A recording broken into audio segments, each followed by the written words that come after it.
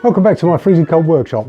Now it's the middle of January and it's still freezing cold. Obviously it's freezing cold in the workshop, but it's also cold in the house and we've run out of firewood. So tomorrow I've got to go and collect a tree to chop up, which is going to be for next year's firewood.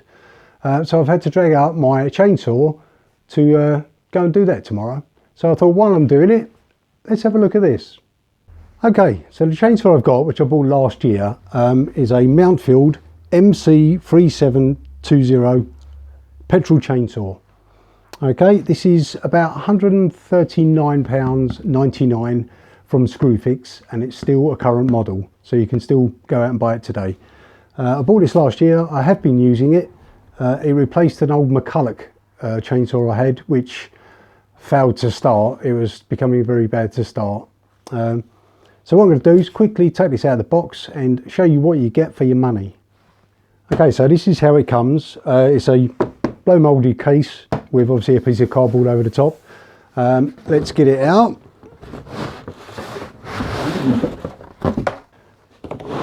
Okay, so as you can see, even though it's a blow moulded case, it comes with a cover, so you haven't got to assemble the chainsaw every time you use it. I'm very impressed with this case. As I say, I've been using it. I've used it last year. The case itself is quite good. You know, it's a usable thing that you can actually put in the car to take to wherever you're going. So let's have a look. Okay, so obviously it opens at the top, but it also opens at the front. Okay, let's move you back a little bit so you can see what we got. Okay, so it opens at the front as well. I'll move these out of the way. That's fuel, oil, an instruction book which is in every language you can possibly think of, and it's very detailed. It's quite good. We'll come back to that. You get obviously a spanner for spark plugs and adjusting the chain, and also a screwdriver. This is good, don't lose it. You also get a very small screwdriver. This is for adjusting the carburetor if necessary, and also a file for sharpening the chain if necessary. The actual chainsaw itself, it slides out. Okay, so the body of the chainsaw sits in this case, which stops it rattling about a bit when you're transporting it. But when you lift it up and pull it out sideways, it comes with the cover. Now obviously this cover fits into here, which is great, which is a really nice touch. And obviously when you put it back, that sits back in there. Close it, job done. This is really good. I like this case. Anyway, enough of the case. Let's get this out, take this off and get rid of the box.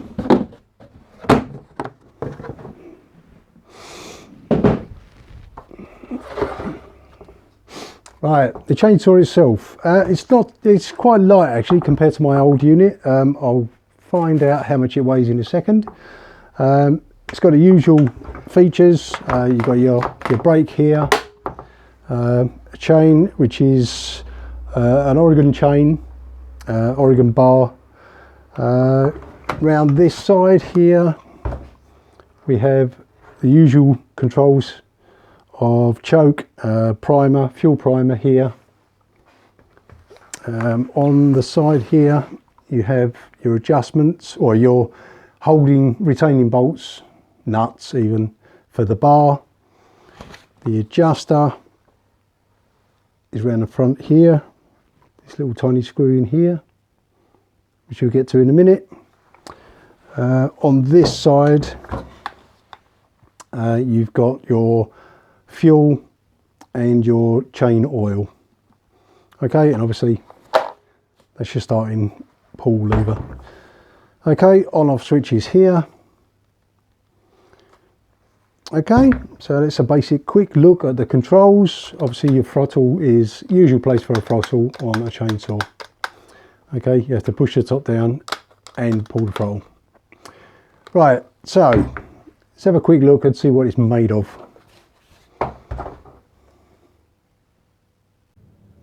Okay, so the bodywork of the chainsaw is very plasticky.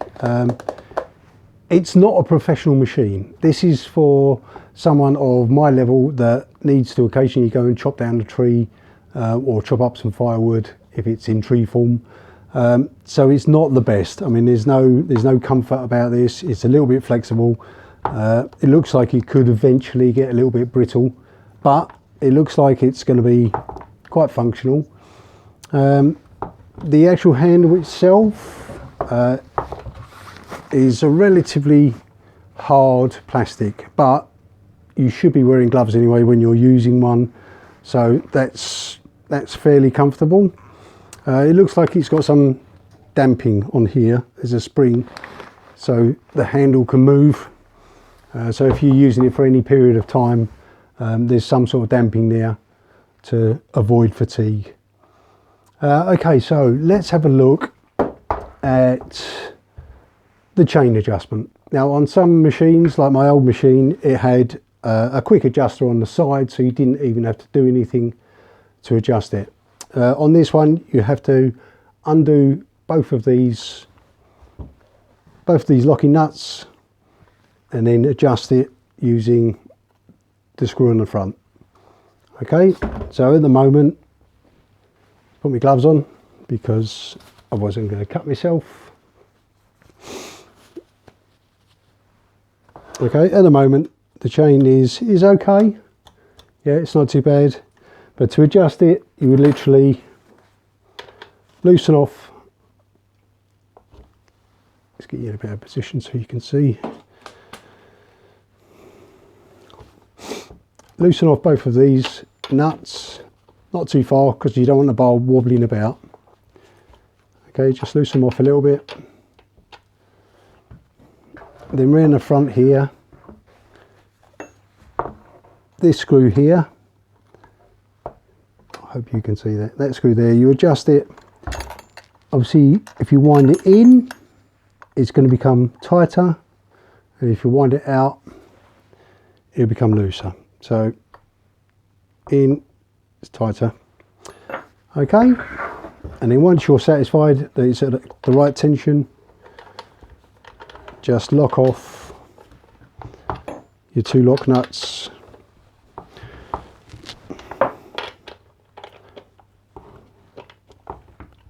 Okay, and you're good to go. Release the brake, make sure it still turns freely, reapply the brake. Okay, so that's the chain tension in a nutshell. The brake, obviously, once the brake is forward, you should know this if you're using a chainsaw anyway, once the brake's forward, the chain is solid.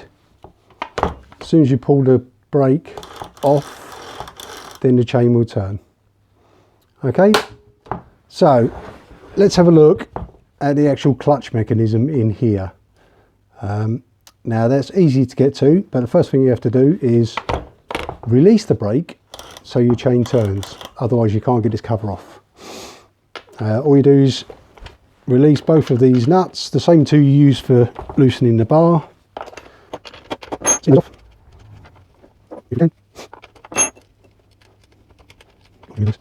Okay, and then the cover should just simply come off.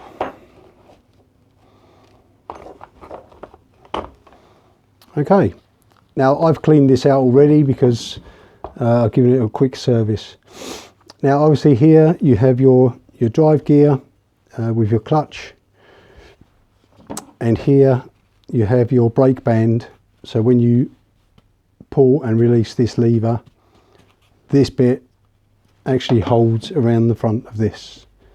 Okay, which is what stops the chain going round. Okay, so this is the kind of mechanism that's inside it.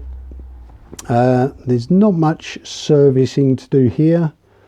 Obviously, to remove the bar or the chain, you release the chain, and then this bar can be pulled out and the chain can be removed, etc. Not generally much you have to do in here. There's little symbols here tell you which way the chain should go, just in case you try and put it on back to front. Okay, so that's what's inside. Nothing too complicated. I'll put this cover back on and then I guess we'll try and start it. Okay, so I've got the cover back on and I've rechecked the chain tension, because obviously I've been moving things around. That's all okay now.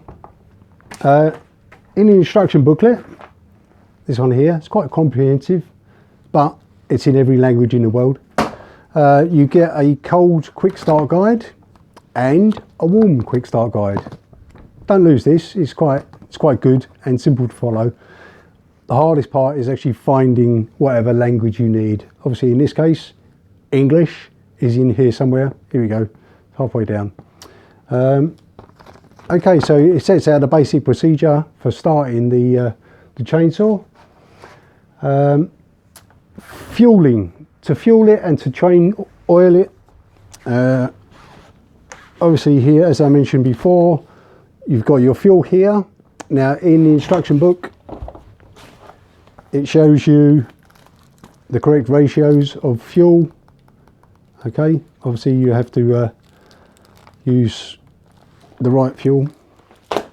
And also here, chain oil. Now it normally works out that every time you top up the fuel, you normally have to top up the chain oil. Don't let it run out of chain oil, that's bad. And you'll end up buying chains every 5 minutes. Okay, so I'm going to run through the cold start check, literally as it says it here, and let's see if this thing starts.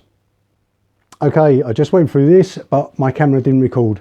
What I'm going to do is quickly go through these visual instructions, follow them to the letter, and see if we can get it started.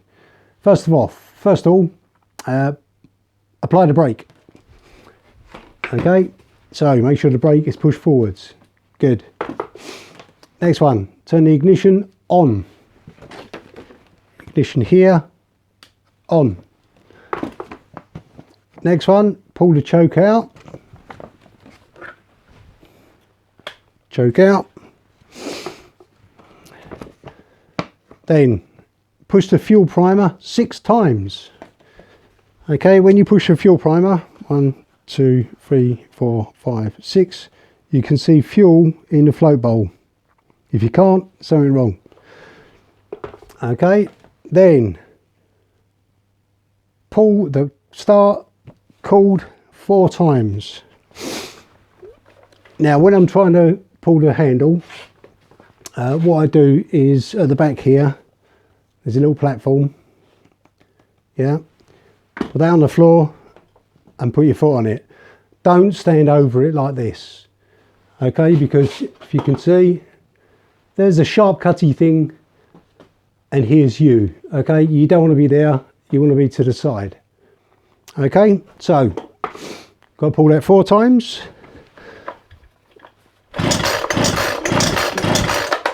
Okay, then it says push the choke in, and then we pull it and it magically starts.